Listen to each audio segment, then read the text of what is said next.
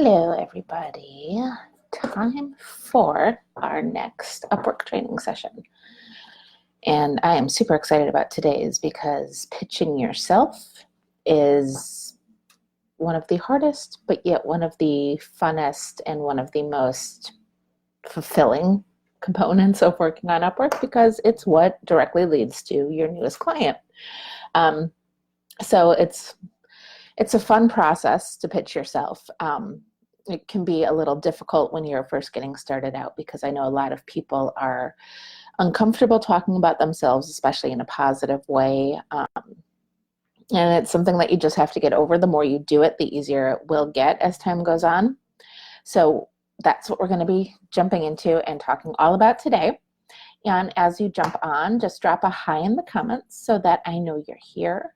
And if you're catching this in the replay, please hit me up with a hashtag replay in the comments so that I know you checked in, okay? All right, so let's dive right in. Again, I'm going to try and keep today's session to right about half an hour, okay? All right, so you find the perfect job on Upwork. You see this listing, it looks like your dream job. Exactly what you want. The client's history looks great. Everything about it looks perfect. So what do you do next? Well, there's a little button on Upwork that says Submit Proposal, and that's what you do next. You click on that button, and it will take you to a screen where you are going to submit your proposal for this job. And as soon as you submit it, the client will see it, and they will be able to review your proposal as well as all the other proposals that they've received. So what exactly is inside of your proposal? Well, there are 3, possibly 4 different components to any Upwork proposal. The first is you pick your rate.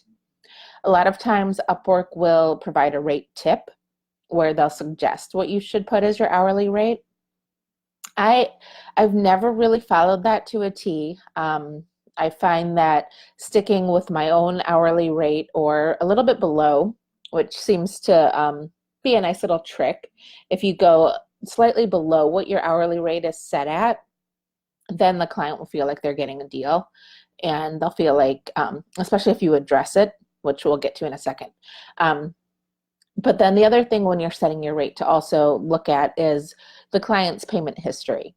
If you're coming in and you're going to submit a proposal that's 50% more than what they're usually paying, chances are that you might outprice yourself.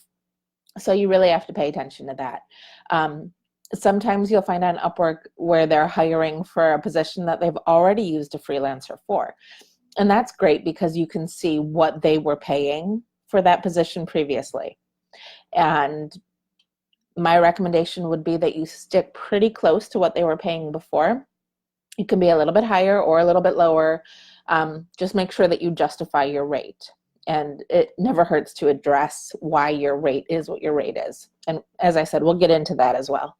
So then the next thing you're going to do is type up your cover letter, which is the longest part, the hardest part, the most nerve-wracking part, to be honest. So we'll get into that. And then the third thing that you can do on all proposals is to add an attachment. Now, Upwork does not want you to send a resume, and they will bounce it back to you if they see you attach a resume because they're using your profile. They'll forward your profile over to the client. And they don't want you sending your resume because they don't want you providing a resource where you have an email address or a phone number or some way for this client to contact you off of Upwork. Because Upwork is very protective of its platform, and they want to make sure that you're keeping your dialogue with any potential customers on their platform. Okay. So attachments that you could add would be things like if it's a design job, you could add some previous design work that you've done. If it's writing and you have a writer's portfolio with some previous writing work you've done, you can attach that document. So things like that. It's not a feature that I use very often unless it's a really good fit for the job I'm applying to. So don't feel like you have to use it because you don't. Now, the fourth thing, and this is the first thing we're going to look at in depth here, is additional questions. Some clients will ask additional questions over and above your cover letter and any attachments. Upwork, when the client sets up the job listing, Upwork will give them the option to add additional questions. And there's, I think, maybe 30 or so different questions that they can select from if they want to add them to the job listing itself. There are lots of common ones. I'll run through those real quickly. But first, you should know the additional questions are usually required. Every so often, they'll be optional. But even if it's optional, you still want to take the time to reply to the question because it will make a big difference. It'll show you're committed and your drive to taking this job on. So don't just skip over them and don't rush through them because the client took their time to choose which questions to ask. So you know they're going to be looking for valuable, insightful answers from you. So some of the most common questions that I've seen are, let's see, I have a little list here. It looks like there's about 7 or 8. So those would be, what past project or job have you had that is most like this one and why? It's a pretty simple, straightforward one. If you don't have anything specific that is most like the job that you're applying to, go ahead and say that. Be honest and upfront. That will go a really long way toward establishing a good relationship with this potential client. The next one is, do you have suggestions to make this project run successfully? This question always trips me up because it's so hard to say, just usually from the job listing. So my standard response is usually to say something along the lines of, I'm sure I will have suggestions, but I would like to hear more about the project itself first. I don't want to pigeonhole myself by making suggestions now without knowing the full extent of the project. And you also have to be careful because if you go above, what the question's asking and really provide a lot of great suggestions, you do run the risk, unfortunately, of the client seeing your suggestions and running with them, seeing them and saying, oh, well, I could do that myself. So you have to be careful, it's a delicate balance there. Okay, the third one is, which part of this project do you think will take the most time? This is a good way for the clients to judge your overall time commitment and how much resources they'll have to expend for this project. So it's a good time for you to kind of really consider before you submit. And it's a good, it's a good stopgap for you to really sit and look at the project. And since we're being smart with our connects and not wasting any of them, I definitely recommend that you do take the time before you submit any proposal to really, really think about the job. Okay, so think about that. Let them know which one you think will take the most time. You don't have to give any kind of specifics as to how much time, but if there is one part of the job that you know, either from previous experience or just based on the way you work, if you know it will take the longest, go ahead and say that. If you're really just not sure, especially if you're a beginner, you might not know what's going to take you the most time. That's okay too. Go ahead and be honest. Like I said, that honesty and integrity will go a really long way for you. I don't ever want you to lie or embellish. Be honest, okay? So then let's see, number 4. What part of this project most appeals to you? This is a fun one, and this is a really good time to show your personality and show how excited you are about the job opportunity. And a lot of clients really like to see that. They want to know that you're excited. And so this question I see a lot because I think it really helps a potential client to know what you're all about and what you're going to bring to the table when you come on board. So look over the job listing and see which part of it sounds the most exciting. Which part do you think you'll have the most fun with? And then go ahead and respond with that and give a couple reasons why. Don't be shy. Don't hold back. If it's just that it's something you've always wanted to do, you can even say that. It's okay. Okay, next one. Why do you think you are a good fit for this particular project? That one can be a little more difficult, especially if you're brand new. And that's, again, this is a really good time to show off some of your personal characteristics and traits that you're bringing to the job. So if it's, if the job listing itself says that they're looking for somebody that is really good with time management, you can speak to that and how you're a pro at time management and give some examples, even if it's not work related. If it's you're running your household and you manage all these schedules, it's still a great time for you to shine a light on those personal characteristics that will make you the ideal freelancer for the job. Okay, next one. Do you have any questions about the job description? For this one, I recommend, most of the time when I've answered this one myself, most of the time I say I don't at this time. I likely will in the future after we, converse some more about, but I will let you know.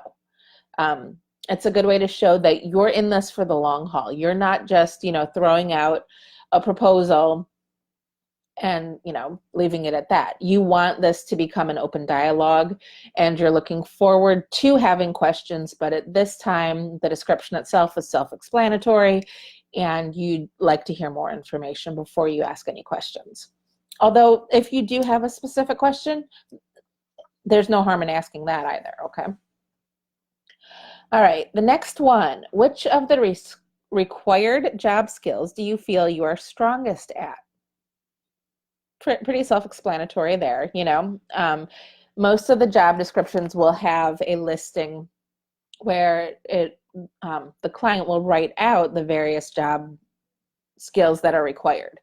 And so it's a great time to say which one you are strongest at. And if it's more than one, definitely say that as well. Okay, next question is, what challenging part of this job are you most experienced in? Now, this one, like the other one, might be a little bit hard for you if you're a beginner on the platform, if you're new to freelancing in general. So you have two parts really to answering this question.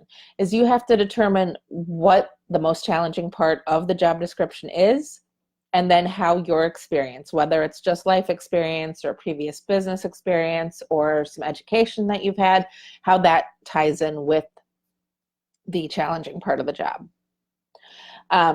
It's a tough one to break down just like this in a training like this, but the good thing is in my course, we'll be doing one-to-one review with your cover letter, as well as going through the additional questions and how you can answer those. So you'll get that hand-holding and support from me directly. Okay, so the next question. Have you read the job description fully and understand it and feel you are an ideal candidate for the job? This one is a loaded question for sure, because there are three separate parts here. You have to convey that, yes, you have read the job description fully. And this is a great time to kind of just reiterate what you read and how you understand the job description. And that ties into then understanding it, because they want to know, the clients want to know that you are invested, that you took the time to really read and understand and consider all the different components of their job listing. A lot of times these clients will take an hour, 2 hours, maybe they'll pass it to different people on their team to have them review it before they put up these job listings. So they're not done haphazardly, and they want to make sure that when you're submitting a proposal that you're not just submitting haphazardly either. So they want to see that you take the same amount of time and dedication in replying that they took in posting.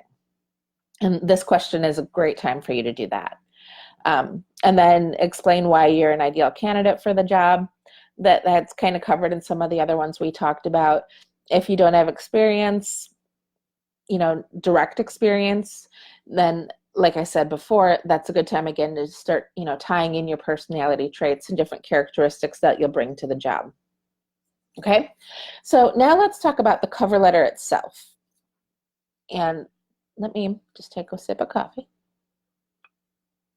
Okay, so the cover letter itself, this is your first impression, because When you submit a proposal, the client will see your cover letter before they see your profile.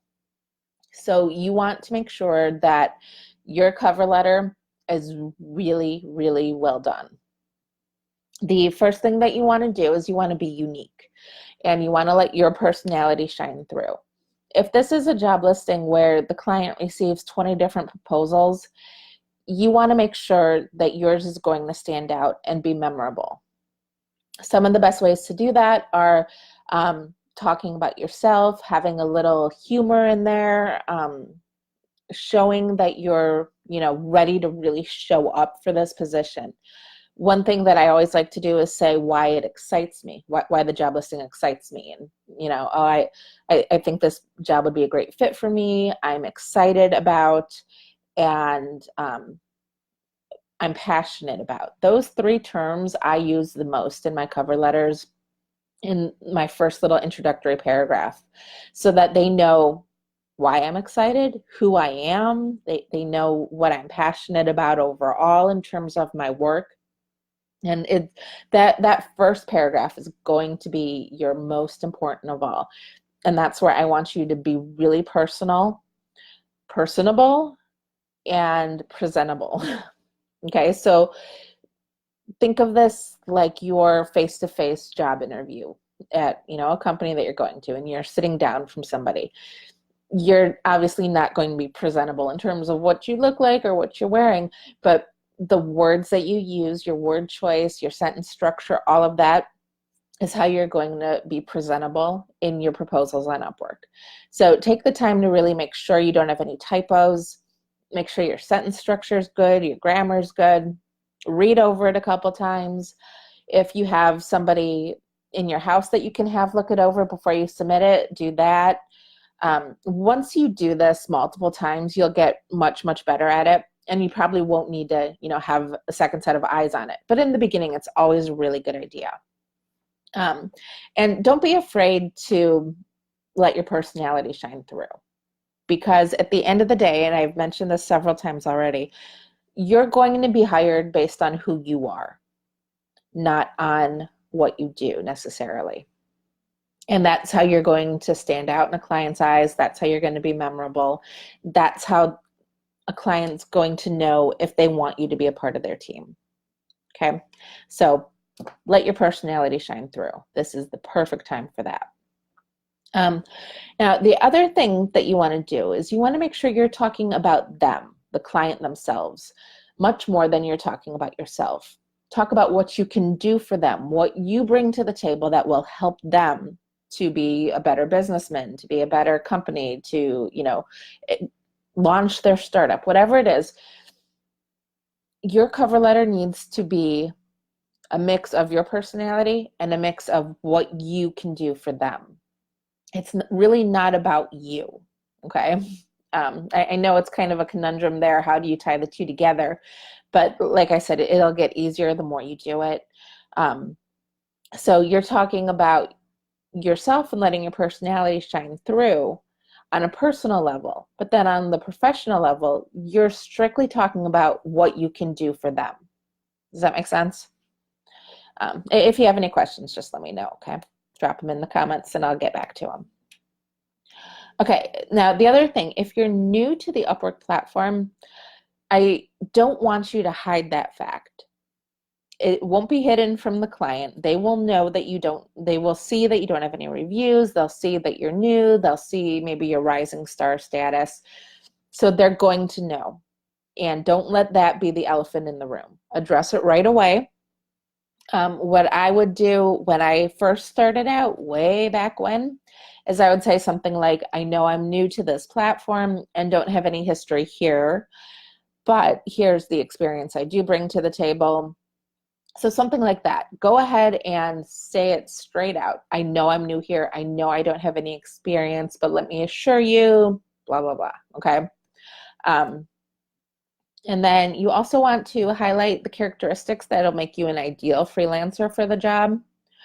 You can, a lot of times in the job descriptions themselves, you can see what kind of person they're looking for. It won't just be a boring list of, here are the tasks you need to do. A lot of times I see things like a team player or somebody that's committed to growth, committed to excellence, different, things like that. So go ahead and grab onto those and relate those to you and who you are. One thing that I always do is I stress the fact that I am a team player and I love coming on board as part of a team. So I'll say something like, when you hire me, I won't be just another contractor for you. I'm committed to becoming a part of your team and, making sure that all of this works together. And I really highlight the fact that I'm a team player and I want to be part of the team. And that seems to be really effective. A lot of people really like that because these businesses that they're hiring you for, a lot of times they're their babies. So think of it almost like hiring a nanny or a babysitter. You want to know how committed that person is to the care and keeping of your child. It's the same on Upwork when you're dealing with clients. These clients want to know that you as a contractor, as a freelancer, are going to be committed to the care and keeping of their business. So that's a really good metaphor to kind of keep in mind as you're working on your cover letters. Now, the last thing I want you to do is make sure that you make yourself available for any other questions. Just, a simple sentence in there that says, if you have any other questions or would like any other information, if I can provide you with any examples, please just let me know. I'm happy to, get you over whatever other information you require. That's a really good way to let, kind of keep an open loop in your dialogue with these clients, and having an open loop there is always good. You don't want to close the loop where they read your cover letter and are done with it. They want to know that you're still engaged and will be engaged even after you submit this. So, make sure you keep that loop for continued dialogue open. Now, that's all within the first 1 to 2 paragraphs of your cover letter. The rest of your cover letter can be more of the same, or it can be listing different experiences you've had, kind of an overview, like a short little resume, where you go through different jobs that you've had, highlight different maybe results that you've gotten for clients or results that you've generated in your own personal life that are applicable to the job listing. So a lot of times, I personally, the first 2 paragraphs and the last paragraph of my cover letter are always personalized, and I always spend time to make sure they're really a good fit for the job description itself, and that they read well, and that they're a good initial meeting. But then the rest of it, the main body of that cover letter, I use a couple different templates that I have. So it's just a copy and paste, but it's those, like I said, that first 1 to 2 paragraphs are the most important, and those always get a lot of my time and attention and effort before I submit. I do not use a template for those. I use a templated formula where, the first 2 sentences will be an introduction to me. The next 2 sentences will be an introduction to why I'm a good fit for this particular job. Things like that I do. But the words themselves, I write fresh every single time. It really shows. Clients can tell if you're, just copying and pasting over and over again. They can tell so much so that some clients will even put in their job listing, use the word success in a sentence to let me know that you read this whole thing, or start your cover letter with this word. Sometimes they're really off the wall words, but it's, unfortunately, some clients have been burned by people that just copy and paste proposal after proposal and don't even pay attention to the job description itself. So they'll throw that into the job description just to make sure that you read it and that you are paying attention. Yeah, kind of funny, but they do that.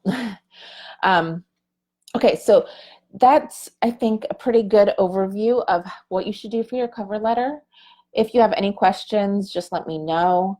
Now I want to go really quickly and tell you all about my awesome course, because the signups are now open as of today. So you can go to thewhamcollective.com/Upwork-course, and I will drop in the link in the comments right now for anybody that wants to go check it out. This course is so exciting to me. This is something that I've wanted to do for the longest time. And fortunately, I got some fantastic feedback, both here in the group and on my personal page, of the kinds of training that people were looking for with Upwork. And I was able to take all of my skills and experience to put this course together. As I've mentioned previously, I've earned nearly $400,000 on Upwork since 2011. I've worked with over 111 clients. I have over 10,000 hours that I've clocked on the platform. I have a 100% job success score, and I'm a top-rated freelancer. And I've maintained both of those last two things since, I believe, 2015, when the metrics first rolled out. So I know my way around Upwork. I love it. I know how to leverage it to grow my business off of Upwork as well. Right now, Upwork is just one of 4 income streams that I have for my freelancing business. So within the course, I'll be teaching you that as well. There are 3 one-to-one review sessions that I've mentioned a couple times, where I'll be working directly with you via Messenger or email to help you put together your profile before you submit it, or even if you're already on the Upwork platform, sorry about that, I will help you optimize your profile, go through and make sure you've included everything you need to include, provide any feedback or suggestions.